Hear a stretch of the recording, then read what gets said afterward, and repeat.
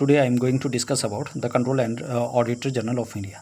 Getting in this chapter, अब इस chapter में क्या होगा?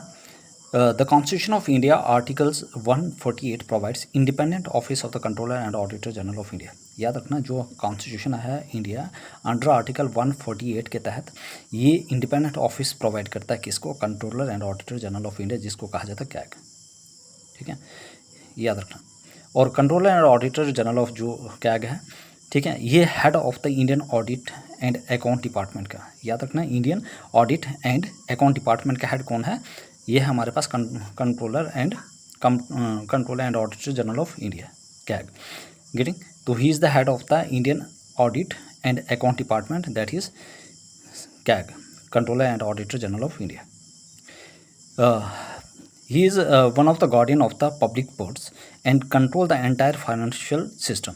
ये एक गार्डियन है हमारा, जो भी पब्लिक पर्स है उसका क्या है, एक गार्डियन है, और इसको पूरा फाइनेंशियल सिस्टम को कंट्रोल कौन करता है? Control and auditor general of India.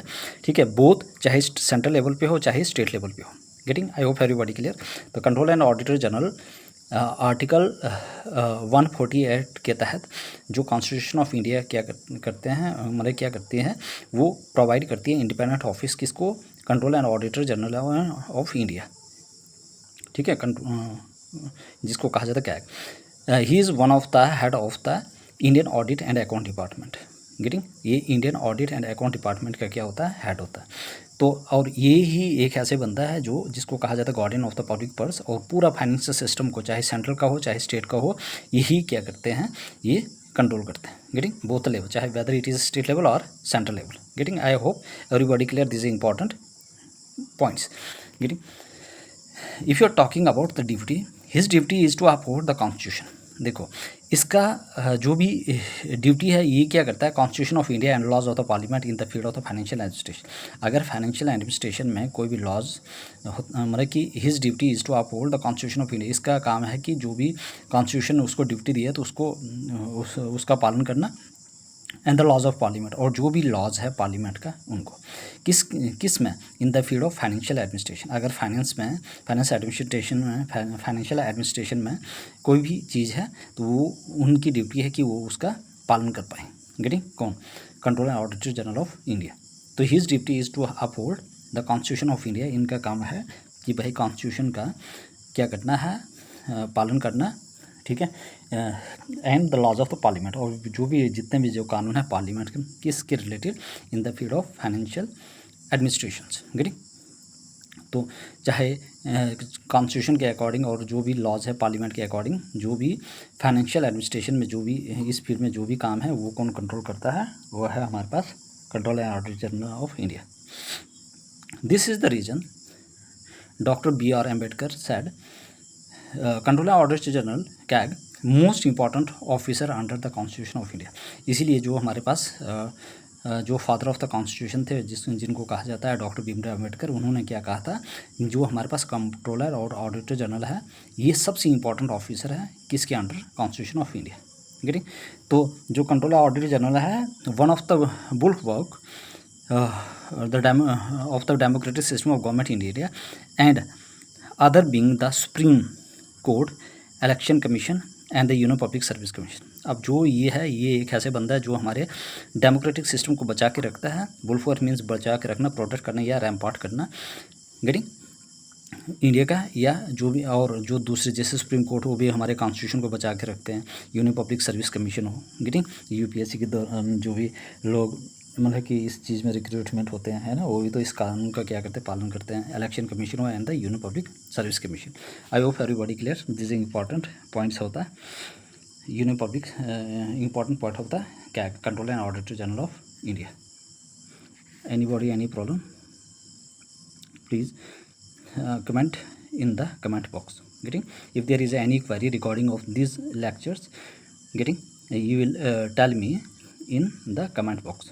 Getting, I hope everybody clear these important points of the controller and auditor general of India. Next, move to the next page. Appointment and tenure. अब इसकी जो भी appointment होता है और जो tenure होता है कितना होता है? जो कंट्रोलर और ऑडिटर जनरल होता है इनको कौन अपॉइंट करता है? By the president of India by a warrant under his hand and seal.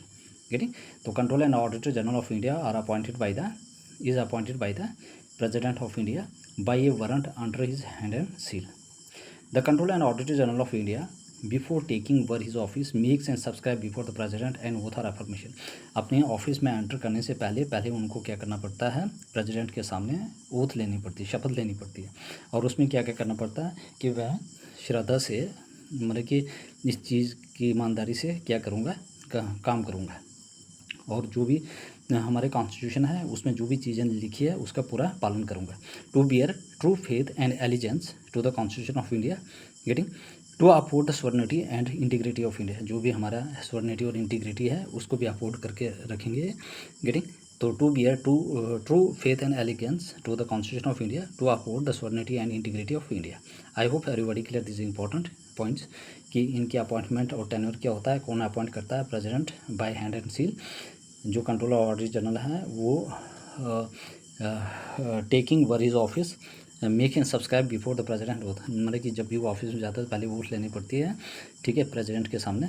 उसके बाद वो ऑफिस में एंटर होते हैं, ठीक है, मतलब कि उसके बाद वो ऑफिस में बैठ सकते हैं। इसलिए वो जब वहाँ पे शपथ लेते हैं तो क्या शपथ में क्या क्या बताते हैं, क्या क्या कसम खाते हैं। To be a true faith and allegiance to the constitution of India, getting. To uphold the sovereignty and integrity of India, to duly and faithfully and to the best of his, मतलब कि वो बिल्कुल ईमानदारी से और अपने जो भी ड्यूटी होगी, ठीक है, जितना भी उनके अंदर कैलिबर है उसके अकॉर्डिंग वो काम करेंगे। जिनके पास उनके एबिलिटी है, मतलब कि जितना भी उनके अंदर एबिलिटी है, एक पोटेंशियल है, नॉलेज है, जजमेंट है, perform the duties of his office, getting. वो अपने जितने भी अंदर उनके एक्सपीरियंसेस है, जितने भी टैलेंट है, जितना भी नॉलेज है और जितना भी पोटेंशियल है उसके अकॉर्डिंग वो ईमानदारी से अपनी ड्यूटी निभाएंगे, ठीक है, किसी डर के, विदाउट ऑफिस विदाउट फियर और फेवर, अफेक्शन और इल विल, किसी डर के और किसी के फेवर के और बिना किसी अफेक्शन और इल विल के, गेटिंग। वो uphold the constitution and the laws, और वो क्या करेंगे, पूरा कानून का पालन करेंगे और जो भी हमारा कॉन्स्टिट्यूशन है उसका पूरा पालन करेंगे। तो इनका काम है to duly and faithfully and to the best of his ability, knowledge, judgment, perform the duties of his office without the fear or favor, affection or ill will, getting। I hope everybody clear these important points of the Controller and Auditor General of India. Move to the next page. Controller and Auditor General of India hold office for a period of 6 years or up to the age of 65 years, whichever is earlier। जो हमारे पास controller auditor general होते हैं वो क्या करते हैं, 6 साल तक अपने ऑफिस को होल्ड करके रखते हैं, या 65 ईयर्स जब तक वो रिटायर नहीं होते हैं, ठीक है, which ever is earlier, getting, या विच एवर इज़ अर्लियर, उससे पहले। ही can resign any time from his office, ये क्या करते हैं, अपने ऑफिस से कभी भी रिज़ाइन दे सकते हैं, और अपनी जो रेजिग्नेशन लेटर है वो किसको देंगे, president of India.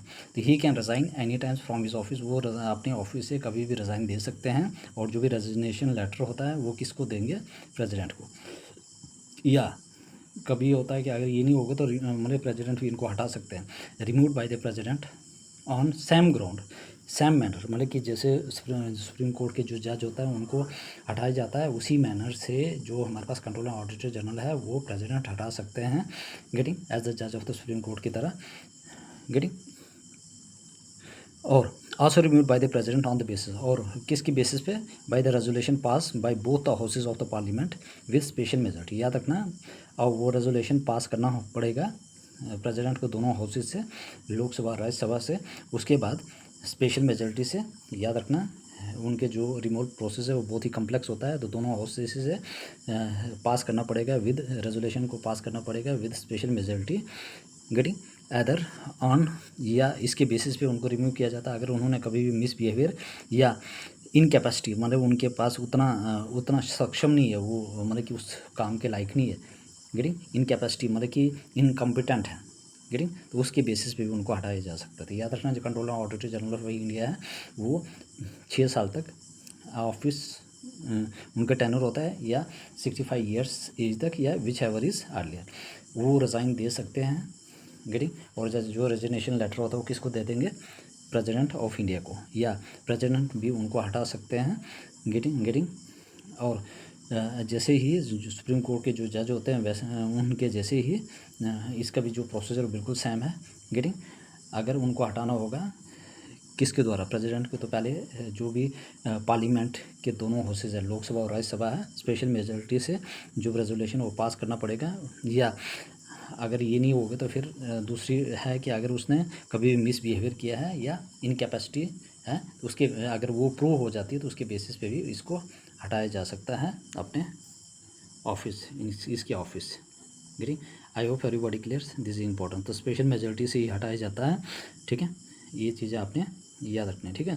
This are the very very important points. And और ये जो चैप्टर इसमें प्रीवियसली आस्क्ड, अब if you check the previous year question paper of the preliminary examination of the UPSC और in many examination, you will exactly find the numbers of question are asked from this particular chapter.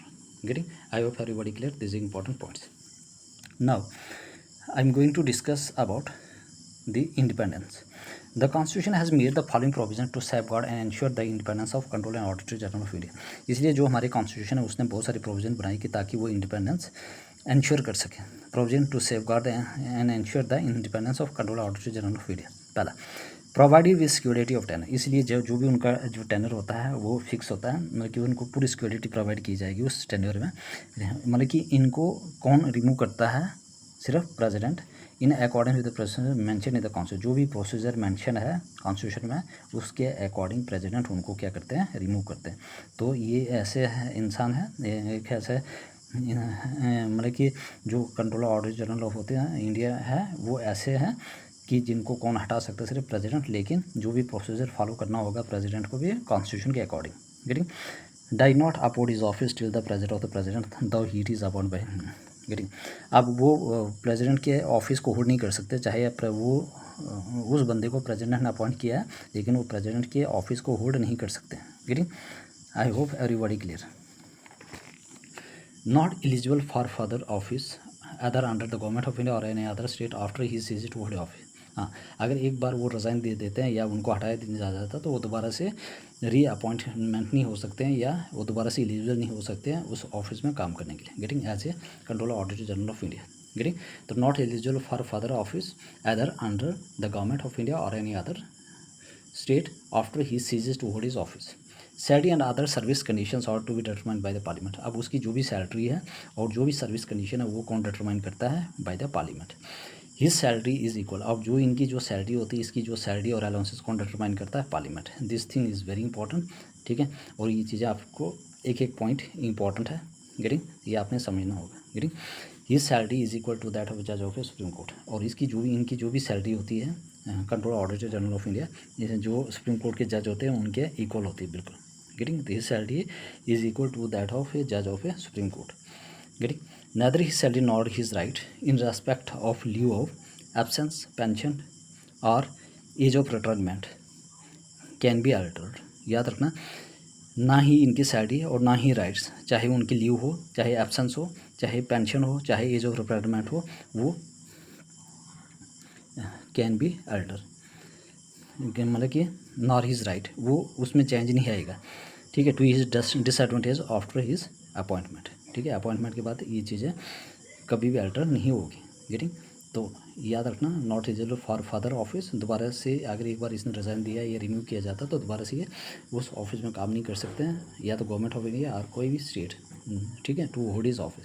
Salary and other service condition और determined by the parliament, जो भी salary और other condition वो कौन determine करता है, parliament.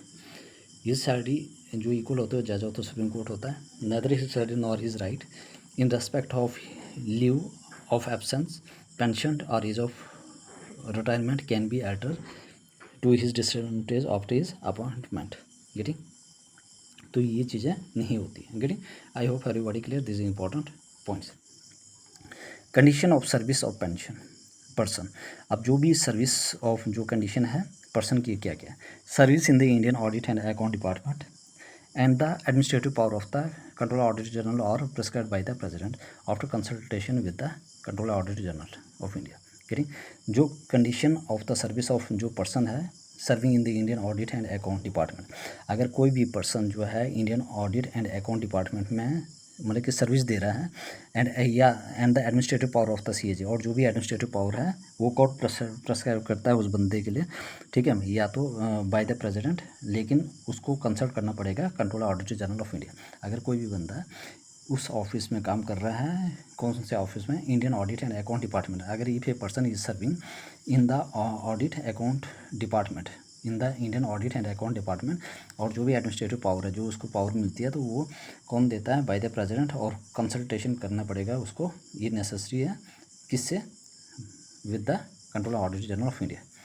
Administrative expenses of the office of the controller auditor general of India including, जो भी एडमिनिस्ट्रेटिव एक्सपेंसेस होते हैं, गेटिंग एडमिनिस्ट्रेटिव जो भी एक्सपेंसेस होते हैं किसके, office of the controller auditor general of India. याद रखना, जो भी controller auditor general of India के ऑफिस के जो भी एक्सपेंसेस है, जो भी खर्चे हैं, इंक्लूडिंग, चाहे वो सैलरी है, चाहे वो अलाउंसेस है, चाहे वो आप वहाँ पे पेंशन है of the person serving in the office, salary, pension, allowances, या कोई बंदा वहाँ पे सर्विस दे रहा है, ठीक है, Indian account and audit and account department में, गेटिंग, तो वो charge by the consolidated fund of India. याद रखना, जो भी उस ऑफिस में, कंट्रोलर ऑडिटर जनरल के ऑफिस में, चाहे कोई भी बंदा जो काम कर रहा है, चाहे उसकी सैलरी हो, चाहे उनकी अलाउंसेस हो, ठीक है, और भी जो चीज़ें होंगी, वो चार्ज कहाँ से होते हैं, कंसोलिडेटेड फंड ऑफ इंडिया। कहाँ से चार्ज होते हैं, are charge upon consolidated fund of India. याद रखना, वेरी वेरी इंपॉर्टेंट। तो administrative expenses of the office of, जो भी एडमिनिस्ट्रेटिव एक्सपेंसेस होती हैं, administrative expenses of the charges of the controller auditor general of India, जिसमें क्या किया था, या तो सैलरी होगी, या तो अलाउंसेस होंगे, या तो pension of the person getting servicing in the office, are charge by the charge upon,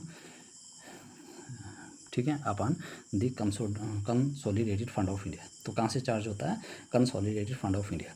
दस they are not subject to vote of the parliament, चाहे वो पार्लियामेंट में वोट नहीं देते हैं, लेकिन फिर भी वो कहाँ से चार्ज होता है, charge by the consolidated fund of India. Thus they are not subject to vote of the parliament.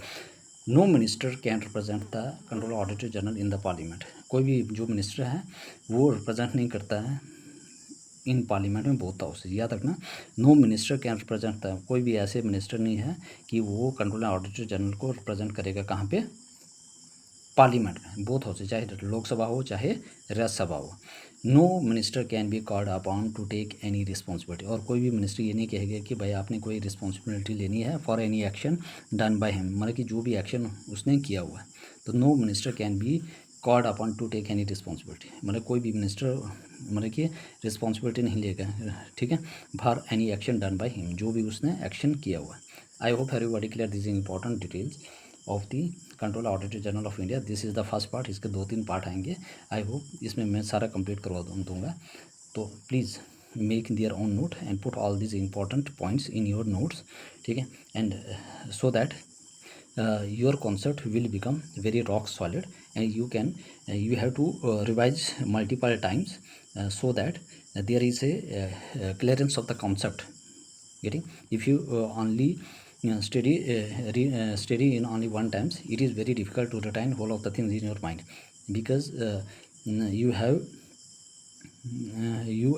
you saw in the previous preliminary examinations, or in recent preliminary examination, the number of questions are asked from the Indian polity, getting. So I hope everybody clear these important points, and please make their own note and